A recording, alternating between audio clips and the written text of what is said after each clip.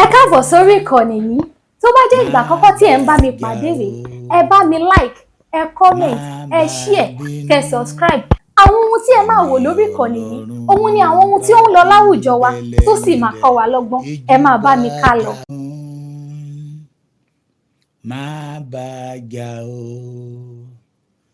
má bá bínú, ẹni Ọlọ́run bá ti ń bẹ lẹ́yìn rẹ̀ ìjú bá jà o, ẹni Ọlọ́run bá ti ń ṣe tiẹ̀ ìjú bá jà o, kílẹ̀ ni mo wí má bá jà o, má má ṣe bá bínú, má bá jà o, má bá bínú, ẹni Ọlọ́run bá ti ń bẹ lẹ́yìn rẹ̀ ìjú bá jà o, ẹni Ọlọ́run bá ti ń bẹ lẹ́yìn rẹ̀ ìjú bá jà o. Mo kí gbogbo ọmọ Yorùbá, mo kí ẹ̀yin bàbá mi àtẹ̀yin ìyá mi, mo kí gbogbo abiyamọ pátápátá káàkiri gbogbo àgbáyé, ẹ̀yin tí ọ̀rọ̀ ìran yín tó jẹ yín lógún, mo kí gbogbo ẹ̀yin ọmọ onílẹ̀ tí ẹ̀ yìí ṣe àtọ̀húnrìn wá tó jẹ́ pé ojúlówó ọmọ ọkọ ni yín, mo kí gbogbo ẹ̀yin tẹ́ ẹ̀ fọwọ́ sí júwèlé bàbá yín mo kí ẹ̀yin pé ẹ kú déédéé wòyí, ẹ káàtàárọ̀. Àṣeyè lálákànmí ṣepo, àṣeyè ni gbogbo wa máa ṣe o. Èmi a máa sọ wípé tí n bá ní ẹ̀ ní lọ́tà ìkà, ọ̀tá gan ni mo jẹ́ fún yín, ẹ lọ́tà ṣùgbọ́n ọ̀tá yín ọmọ ilé yín kò ní í bá yín nígbà tẹ́yìn gan ò ní dúró sójú kan torí iwájú lójúgun gbé, ẹ mọ̀ lọ rí ẹ mọ̀ bọ̀ rí, ẹ mọ̀ lọ rí ẹ mọ̀ bọ̀ rí, ìran àgbàrá kì í fòkòtò, ire ayé yín ò ní fò yín rò. Mo kí gbogbo ẹ̀yin tí ò yéyé tẹ́ jẹ́ ojúlówó ọmọ Yorùbá, ẹ̀yin ọmọ kóòtù òjíire, ẹ̀yin ọmọ odò tó dá ìwà.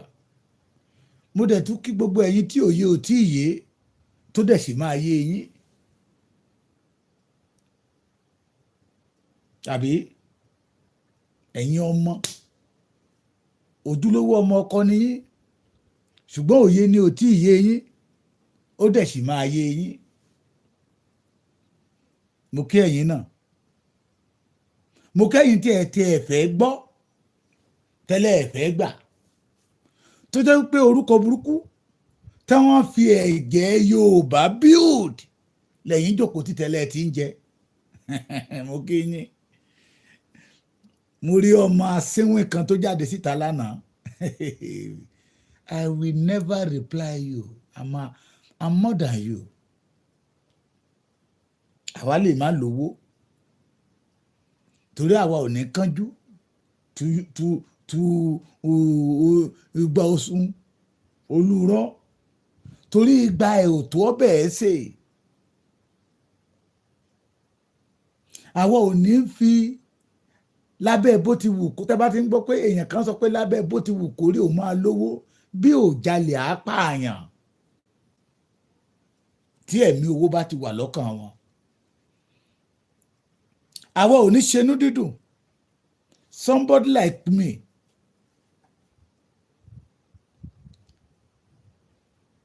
I can call myself ambassador, Èkìtì ambassador, torí aṣojú Èkìtì, mo jẹ́ kan nínú àwọn tó wá aṣojú Èkìtì torí ìran àwọn bàbá wa ò dúró níbi tó dàrú rí.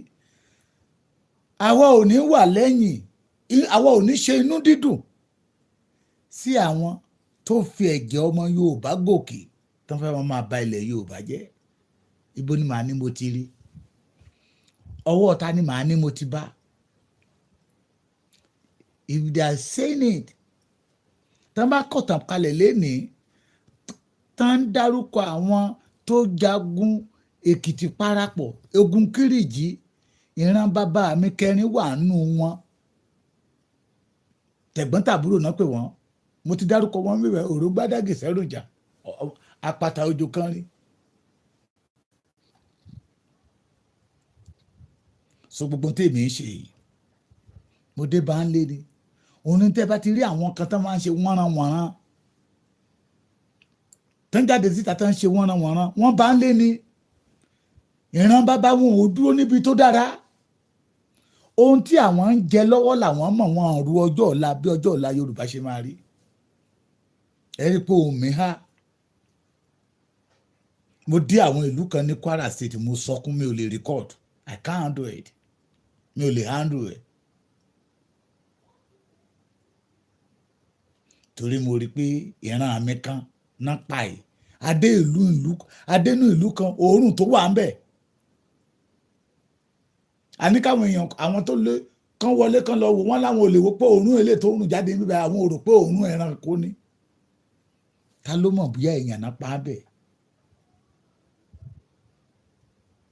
táwa rẹni tó dìde tó sọ wípé a gbọ́dọ̀ fi òpin sí ní tó ń ṣẹlẹ̀ nínú ìran wa táwọn wèrè kan wá jáde síta táwọn amú gẹ́gẹ́ bí ọ̀tá táwọn fẹ́ kí àwa máa lùlù kówókówó káwa náà máa tẹ̀lé ẹni tó forúkọ Yorùbá tó fi ẹ̀jẹ̀ Yorùbá tó fi bíìdì orúkọ tó lọ àwọn bàbá wa lọ́wọ́ gbà ìdá méjì lot of things in Yorùbá land. Ìbéèrè tí mo wá fẹ́ béèrè lénìí bàbá mi kan ló pè mí láàárọ̀ ó ní kí n béèrè lọ́wọ́ ọmọ Yorùbá ẹ gbọ́ mo fẹ́ kẹ́ túbọ̀ wọlé dáadáa ni o kí ìbéèrè yẹn lè dùn ẹ dẹ̀ bá mi gbé àwọn èèyàn wọlé ẹ bá mi pín program yìí ṣé lóòótọ́ olólùfẹ́ Yorùbá ni Sunday Igboho àbí Sunday Igboho ń ṣe torí owó ni gẹ́gẹ́ bí orin tí àwọn dìdìrìn kan ń kọ ṣé Sunday Igboho ń ṣe kó bà lè lórúkọ ni àbò ń ṣe torí pé ó nífẹ̀ẹ́ ìran rẹ̀ ó nífẹ̀ẹ́ Yorùbá èrèdí tí mo fi pe Sunday Igboho olólùfẹ́ Yorùbá ṣé lóòótọ́ àti lódodo ni ọmọ Adéyẹmọ fẹ́ràn ìran rẹ̀ mo fẹ́ rí ọwọ́ yín ní comment section ẹ jọ̀ọ́ ẹ má bínú ṣé lóòótọ́ ni Sunday Igboho fẹ́ràn ìran tá à ń pè ní Yorùbá àbókàn ṣe kó náà lè lórúkọ àbókàn ṣe kó máa náà gbà lè rí owó ṣówó ni Sunday Igboho ò tí ì ní àbórúkọ ni ò tí ì ní ẹ má jẹ́ kémi ó jọ́ọ̀jì torí tẹ́ ń bá tún ní kí n máa jọ́ọ̀jì ọ̀ kí n máa sọ̀rọ̀ lórí ẹ̀ màá tún sí ìwé àwọn èèyàn méjì tá a gbé wọn sẹ́gbẹ̀ẹ́ ara wọn ntẹ́nìkan ò tó àti ntí ẹnìkan tó ntí ò jẹ́ tó lóun jẹ́ ṣé lóòótọ́ lódodo ni Sunday Igboho jẹ́ olólùfẹ́ ìran Yorùbá ṣé ìyá mi ni àbí bọ́dà mi Abẹ́dáìró olóyè love his heritage okay thank you God bless you that is your opinion I'm still expecting another comment Adébìkan nọ́mbà tí Ìgbòho òfin lẹ̀ rí ó fún wọn ní nọ́mbà yìí ó ní ká máa pè ń direct ó ní tẹ́ ẹ bá pe ẹni tí ò bá tètè gbọ́ pé eléyìí direct ni màá gbé ni màá dá yín lóhùn pé this one is too much handkerchief tó wà lọ́wọ́ ẹ̀ ó dẹ̀ fi sí ojú more than 30 seconds ìgbà tó máa ṣe ojú ti pọ́n ṣé ó ń ṣe torí pé ó fẹ́ lórúkọ ni ṣé májàsọ́lá ń ṣe torí pé kó bá lè rí owó gbà lọ́wọ́ ọmọ Yorùbá ni mo sọ fún yín nígbà tá a dé ìlú ayé là ń gbé Abẹ́ní Yorùbáwùyí this man ó ra epo more than 1 million fún àwa mọ́tò tó ń tẹ̀lé lẹ́yìn mọ́tò tó tẹ̀lé Ìgbòho lẹ́yìn àti ọ̀pọ̀lọpọ̀ mọ́tò sì máa wà ní ilẹ̀ gómìnà tí wọ́n ti túnṣe àwọn ilé tó ṣòfò ayé tí àwọn tó bàjẹ́ sọ́nà mọ́tò tó tẹ̀lé Ìgbòho lẹ́yìn kì í ṣe mọ́tò kékeré mọ́ àwọn ìwádìí ọdẹ òkè ọdẹ people are doing it with joy anything tó bá wù kí ì bá happen tí mọ́tò kan bá ti bàjẹ́ 1 million tẹ́lómi bá rí 1 million business ẹ̀ bá lọ á bẹ̀rẹ̀ business táyé ẹ̀ máa change. Sunday Igboho kò síta ó fi repo fàlà. Ṣé ó ń ṣe torí pé kó bá lè ní orúkọ ni ní ilẹ̀ Yorùbá tàbí kó bá lè rí owó? Mo kí gbogbo ẹ̀yin ọmọ ìgbómìnà tẹ organize program yẹn. Hòtẹ́ẹ̀lì tí wọ́n gbà fún olóyè káàkiri sùnmọ́jú majority wa tá ń tẹ̀lé lẹ́yìn pé bàbá náà hòtẹ́ẹ̀lì eléyà irọ́ ó lò sí standard ẹ̀rín lórí. Ó ní ìgbà tá a bá ṣiṣẹ́ tán tọ́ka àwọn ènìyàn wá balẹ̀ tí ìgbádùn dé òun lè wò sí Kwara kó o sùn ní best hotel. Ó ní náà àwa rescue àwọn ẹ̀mí àwọn èèyàn wa ni. Ẹ jọ ṣé Sunday Igboho ń ṣèyẹ torí owó ni tàbí torí ẹ túbọ̀ bá mi pín, ẹ bá mi share program yìí. Ṣé lóòótọ́ ló ń Èkìtì máa complete authentic Èkìtì máa this man is from Òkè Ògùn bó tẹ̀ jẹ́ pé àwọn bàbá kejì bàbá kẹta Èkìtì náà àti ìyá wọn. Sunday Igboho bá ti lè pé ọmọ Yorùbá ni ẹ́ ó ti lẹ̀ gẹ́gẹ́ bí ẹbí òun. Ṣé ó ń ṣe ìyẹn náà ni torí owó? Kí Sunday Igboho tó jọ Yorùbá race Yorùbá struggle ó dàbí pé ó ti lórúkọ orúkọ yẹn ti sáná orúkọ yẹn ti halẹ̀.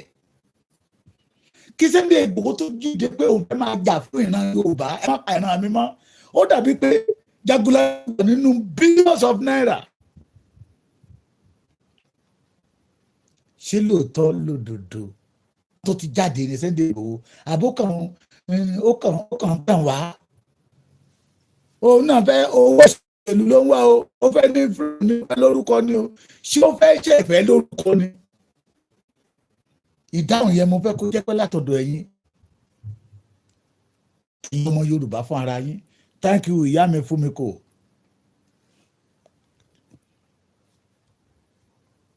Mo fẹ́ kẹ́ ẹ dáhùn fún ara yín.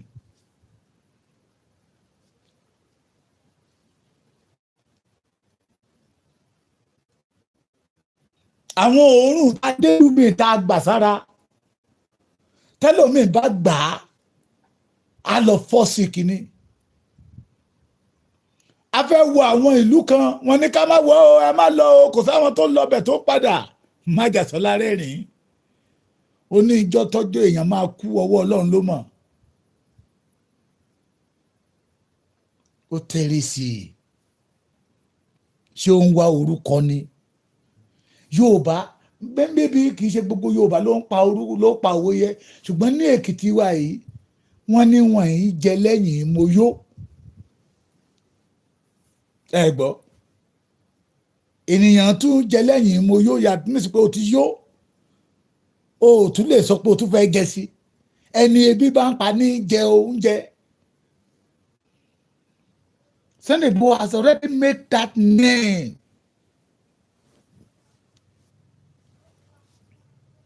Adẹ̀pẹ́ àwọn kan 20 billion ní kí Yorùbá lọ wá pé àwọn fẹ́ fi strategize. Ọwọ́ kan tán náwó sí Sunday Igboho he embrace it. He started spending his own money for the survival of the Yorùbá race. Ṣé ó ń ṣe torí pé kó bá lè lówó ni àbí ká sọ pé ó ń fi ṣé Sunday Igboho ló ń fi Yorùbá ń ṣe business àbí àwọn kan àwọn ọlọ́pàá òru? Tí ènìyàn bá wá mọ ìyàtọ̀ nínú ìkorò àti adùn tó bá ní ìkorò ló ń fẹ́ tẹ̀lé torí tó ń rí jẹ lọ́wọ́lọ́wọ́. Bàbá mi máa ń pòwe kan ọ̀rọ̀ Yorùbá dẹ̀ ni. Ó ní ìgbé ayé ẹni tó jẹ́ pé tó ń jẹ lọ́wọ́lọ́wọ́ ló mọ̀ la máa fi ń wé ìgbé ayé ẹni tó ń jẹ àsálà. Ó ní ìgbé ayé ẹni tó jẹ́ pé ọjọ́ ọ̀la ló ń wò la máa fi wéèwé ìgbé ayé ẹni tó ń jẹ ewúro. ọ̀rọ̀ àgbà ni.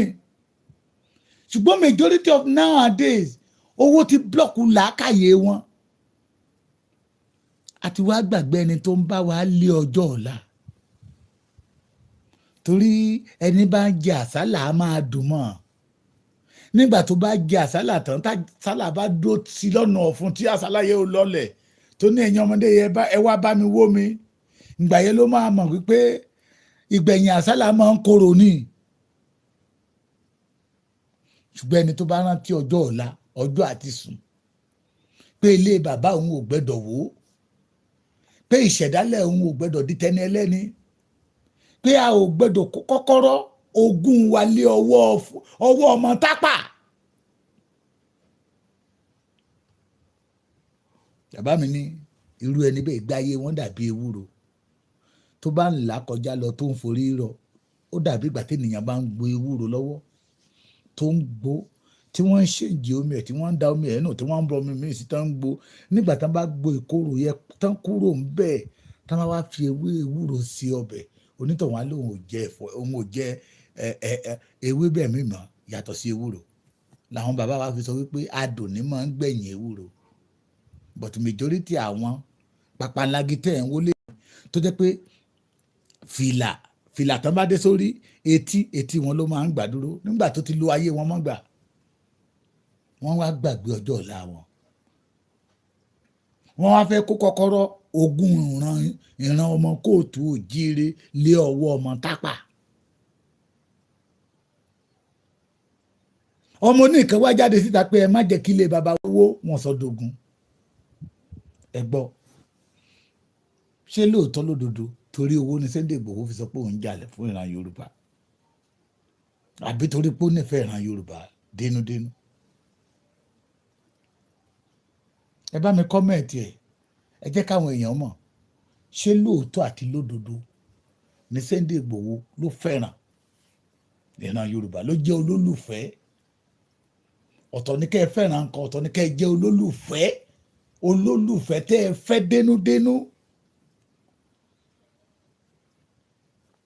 one of àwọn bàbá kan ní Kwara State tó jẹ́ ọmọ Ìgbómìnà wọ́n ní bàbá Èkìtì mo ní sáà bàbá Èkìtì mo ní sáà mọ́tẹ̀ ṣe pé mo rò pé wọ́n fẹ́ fún mi lówó ni mo ní ṣé kí n sẹ́ndì àkáǹtì mi ní sà wọ́n ní kí ọ̀rọ̀ àkáǹtì kọ́ lélẹ́yìí pé in the history of Kwara State láti ìgbà tí Àfọ̀njá ti kú kò sí ológun Yorùbá kan tó wọ ibẹ̀ yẹ tó mórí délé tó ṣàṣeyọrí bí Sunday Igboho ṣe ṣe.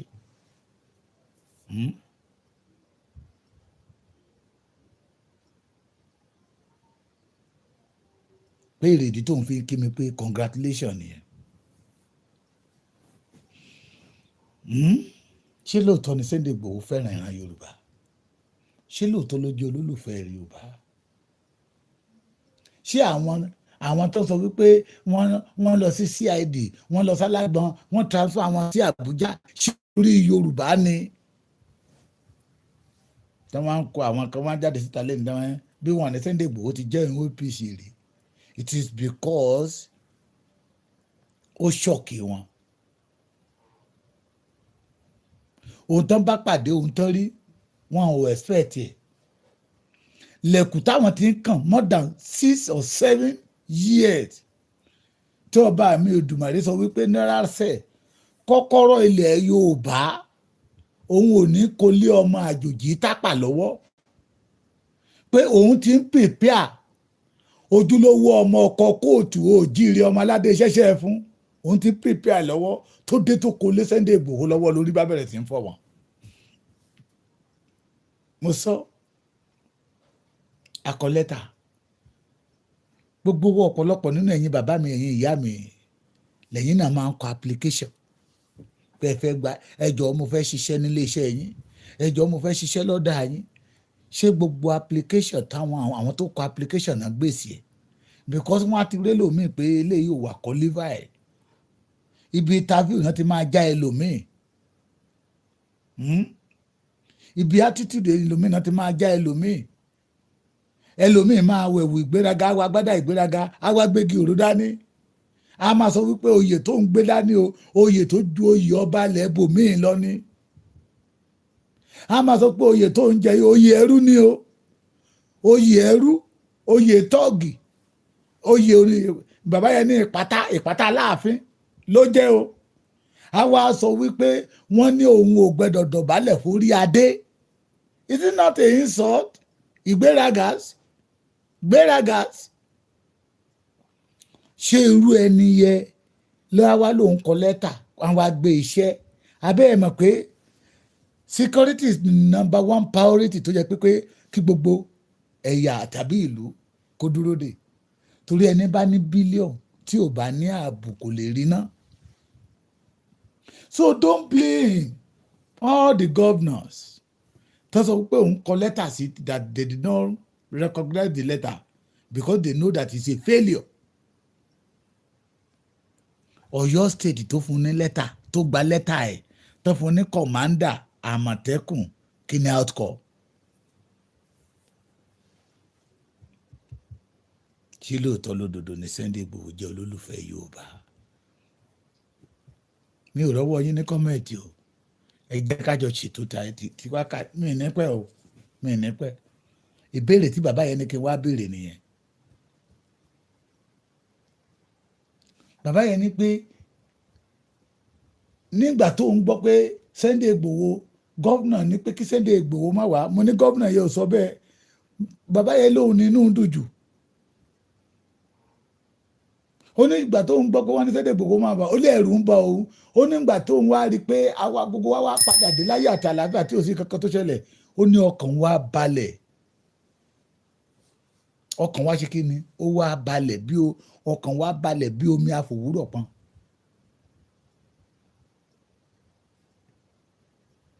Ṣé onígi òró lè ṣe ń bẹ̀ jù kó máa fi ìran Yorùbá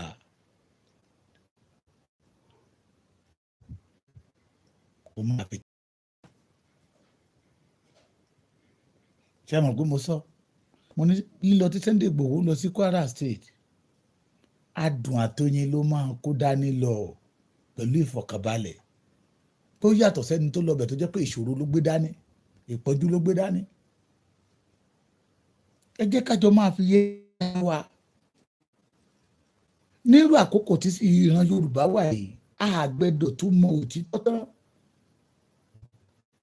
ká tó máa jẹ́ kí irọ́ máa gùn wá mọ́lẹ̀. At all, you must not allow it to happen. Tó bá jẹ́ pé lóòótọ́ lódodo la jẹ́ ojúlówó ọmọ kóòtù òjíire tó yé wa dénúdénú tó ṣe kí ni tó yé wa dénúdénú tá a mọ̀ wípé a ní orísun míì tó yàtọ̀ sí orísun wa tá a mọ̀ wípé sorry abinu hello yes sir yes sir okay mo ti mọ̀. Mo ń gbọ́ yín.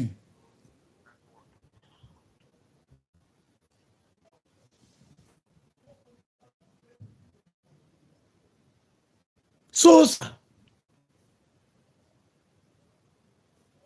àti mọ òtítọ́ ṣe ló yẹ kó òtítọ́ sọ wá dòmìnira kò yẹ kí ìran Yorùbá kálá ìlú wa lẹ̀kítà lòbò kó wọ̀ táwa ò sí wá a ò gbẹ́dọ̀ gbélé ọwọ́ àjòjì àwọn tó jẹ́ pé ojúlówó ọmọ Yorùbá ni tán wà lẹ́yìn orúkọ tí wọ́n fi ẹ̀jẹ̀ Yorùbá bí nǹkan máa jẹ wá ara wọn ló sọ pé kẹrù mọ́ra ẹ̀ ní ẹrú wọ̀fà ó mọ́ra ẹ̀ ní wọ̀fà wọ́n ní bí wọ̀fà bá ń ṣe bí ọba ó máa ń dà lóru ni tí ìran Yorùbá bá lajú wálẹ̀ tá a bá kó ilé agbára wa ilé ọwọ́ ọmọ àjòjì dápà nǹkan ti ṣe wá o. Ogun tẹ́nìyàn ò mọ̀ ó ń jà wọlé ó yàtọ̀ sógun tó tẹ́nìyàn mọ̀ ogun yìí dá. Adéníyì Adéyẹmọ adé aládìgún lágbàfà láàfin ọmọ aládé ṣẹṣẹ fún ló jẹ́ olólùfẹ́ Yorùbá.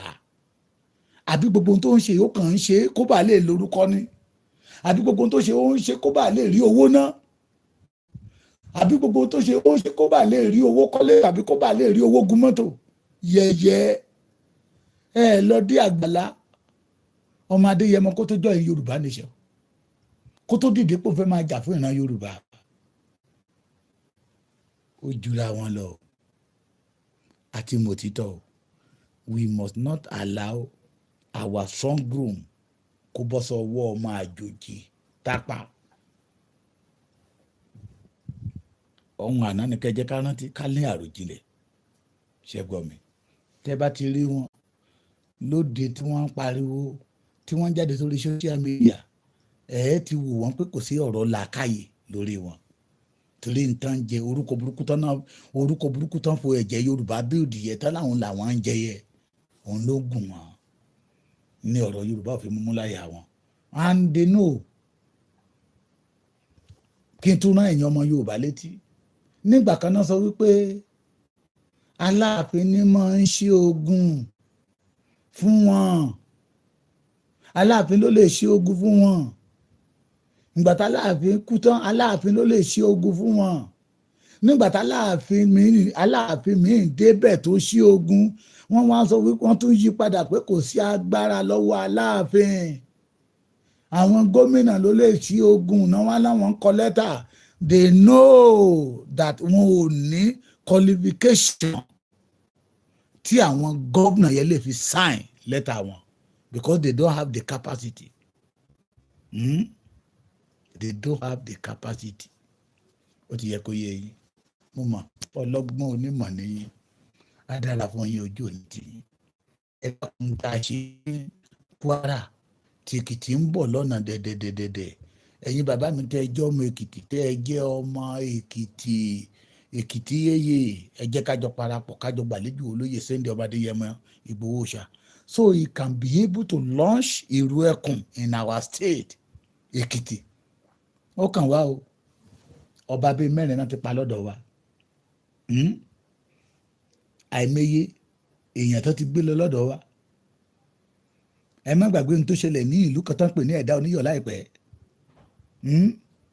Ẹ má gbàgbé ohun tó ṣẹlẹ̀ ní sáìdì Òkè Àkó ní Ìkọ̀lé tó ní kálukú fẹ́ jìn wá ní Ìkọ̀lé local government. So ó kàn wá ẹ jẹ́ ká jọ gbárùkù tì ká gbàlejò ọmọ Adéyẹmọ kó jọ yẹ gbogbo wa. We Ekiti people in overseas and home abroad, we need unity, we need to cooperate. Kí títí wa kó tún dùn ju ti àwọn ìgbómìnà lọ. Ṣé mọ̀ pé bí ọ̀rọ̀ Sunday Igboho dàbí ìgbà tó bá nípa ọmọ wálé ni. We need your support. Àwa náà fẹ́ fi ìrù ẹkùn lọ́lẹ̀ lẹ́kìtì. Kógun ajínigbé bá lè dópin. Ṣé gbọ́ mi? Á dára fún yín ojú òní tiyín nípa tó ṣẹlẹ̀. Oh God. Wọ́n kàn ń bọ́yá ajá ní Ṣàngó ló níṣẹ́ rẹ̀. Wọ́n tó bẹ́ẹ̀. Ṣé gbọ́ mi? Á dára fún yín ojú òní tiyín. I love you all.